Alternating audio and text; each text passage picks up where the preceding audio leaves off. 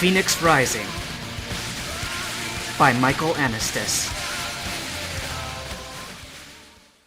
Professor Oak's basement had once been where all his chemical experiments took place. The sink and the counter sat in one corner of the room, while the rest of the room remained empty, except for a beat-up couch which he had never gotten around to throwing away. Now, Oak spent most of his days sitting on that couch, while a large number of beer bottles piled up beside it. Oak had thrown his lab coat over the arm of the couch, and now wore his slacks and black tank top. "Wasted away again in Tequila Town," he sang in a raspy voice, and threw another bottle into the pile. The door opened behind him. "Professor?" "What?" "There's someone here to see you." "Tell him to shove off!" Oak's brother disappeared up the steps, but then he shouted back down. "He says he's got something really important to tell you. His name is Ash." Professor Oak flew off the couch and nearly plowed into his brother. Behind him stood a kid in a sports jacket wearing a Pokemon League hat with a Pikachu sitting on top of it. Oak stared wide-eyed. "Ash?" he choked. "Is that you?" "The one and only Pikachu." Professor Oak leaned back and would have fallen down the stairs had his brother not caught him. "But you're dead! How?" "Merlin Durai." "Oh, him." Ash rolled his eyes. He had been the most popular trainer in the leagues, having won 50 matches in a row without defeat, earning 3 championships in the process, and somehow, the guy who had been expelled from the leagues was better known than he. True that Merlin had almost obliterated the leagues when he competed, but it still hurt. "But why? Why did Merlin—" "He needs my help. Haven't you heard of the big hurricane covering the ocean?" "No, I've been in my basement for the past month," he said woozily. "Why don't you—" Suddenly, he pitched forward and smashed his head against the table in front of him. His brother bent down and pulled him back to his feet. "I think I've had too much to drink." Ash sighed.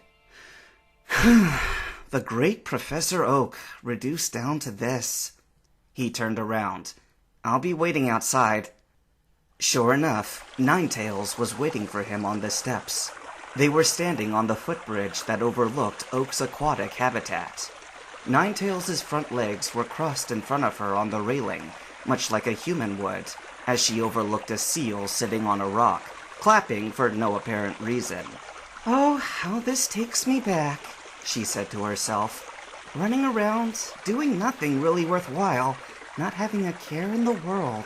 She sighed as if she was depressed. "I don't know how they do it." Ash walked up beside her and leaned against the railing. "You miss the old life?" "No. Even when I was a Vulpix, I'd always wanted to get out there and fight." She looked at Ash in the eyes. "Isn't that why you became a trainer? To see the world?" Ash rubbed the back of his neck. "Well, that was one of my reasons, but I think I was mainly trying to join the leagues because my dad was a trainer." Ninetails nodded like she understood. "That's why my trainer tried to get into the leagues. Ironically, he never made it, so he tried for the Phoenix badge and won." She turned towards Ash. "Forgive my daydreaming. I spoke with Merlin, who then spoke with Team Rocket. We can leave in 1 hour if you're ready." Ash thought about his mother, but after seeing Professor Oak, he wasn't sure if he wanted to know. "Are Brock and Misty waiting with them?" "They're going with Merlin, whether you are or not." Ash pushed away from the wall. "Lead the way. I'll go with you." While Jessie sat at the bar of the Pin Drop Inn, Merlin had spent close to an hour trying to get his car to start. Sierra Mana, after all, was not his personal piggy bank, and when the treasurers heard that Merlin would be traveling to the coast, they instantly knew what would happen to the car he would take with him. Team Rocket had planned to use the balloon, but Merlin simply stated how insane they were and reminded them of the 120-mile-per-hour winds some cities were receiving. His Arcanine watched from a distance. "You're still working on that thing?" a dark-skinned American man said as he walked up behind him. Merlin looked up and banged his head against the hood. Ah! He rubbed the back of his head and cringed. Yes, still working on it. He looked down at the engine and cringed at the yellow trail of smoke which emitted from it.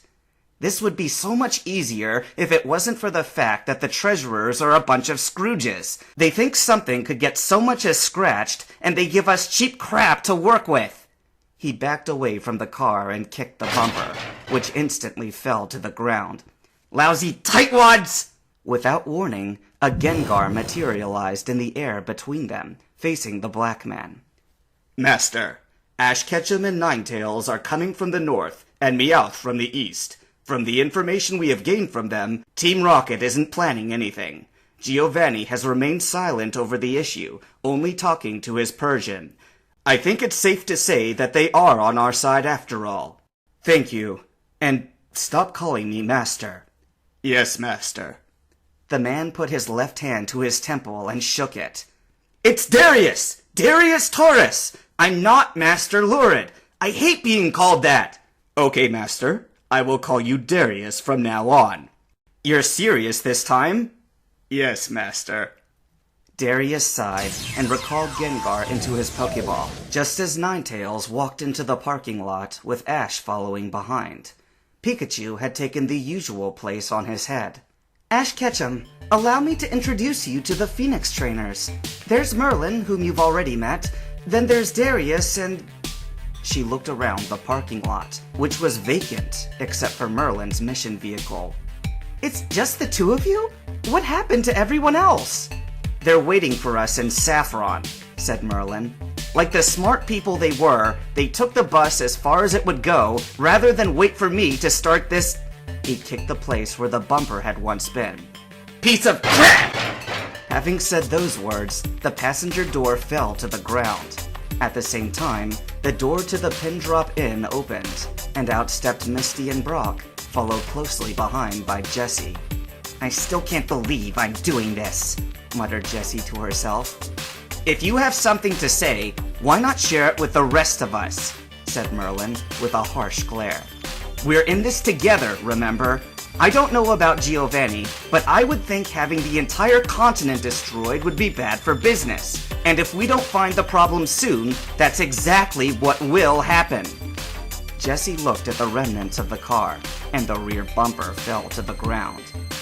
This is what Sierra Mana, the world's largest Pokemon industry, has to offer? She threw back her head and laughed, while Brock and Misty shook their heads in shame. The treasurers are tightwads, said Darius sullenly. And they'll all be in the unemployment office by tomorrow! Shouted Merlin as he kicked the car once again. This time, the tires collapsed and the entire frame fell to the ground. Misty looked around. We could always take Team Rocket's balloon. That's what I've been telling them since we met, shouted Jessie. But Merlin is just too proud to ride in our vehicle. More than that, said Merlin as he walked up to her. For starters, we're going to be traveling through a hurricane, which will undoubtedly throw the balloon around in the wind like a toy. Second, you've done a poor job maintaining it, so leaks in the material could happen at any time. Third, the basket is only big enough for 3 people. There isn't a snowman's chance in hell that we can fit 6 people and 2 Pokemon with no Pokeballs to travel in that little basket, which is also poorly made. You want to fix that thing? Asked Brock, looking directly at what was now a big heap of metal on the ground. Pikachu tapped Ash's forehead. Pika! Pika! Pika-Pee! Pee! Pikachu! Ash looked up at him. That's a great idea! Pika! Huh? What? Ash looked around, from Darius to Misty. Professor Oak has a Jeep in his garage. He used to take it on safari trails and such. Well, he spends half his life in the lab, so he probably won't care if we use it.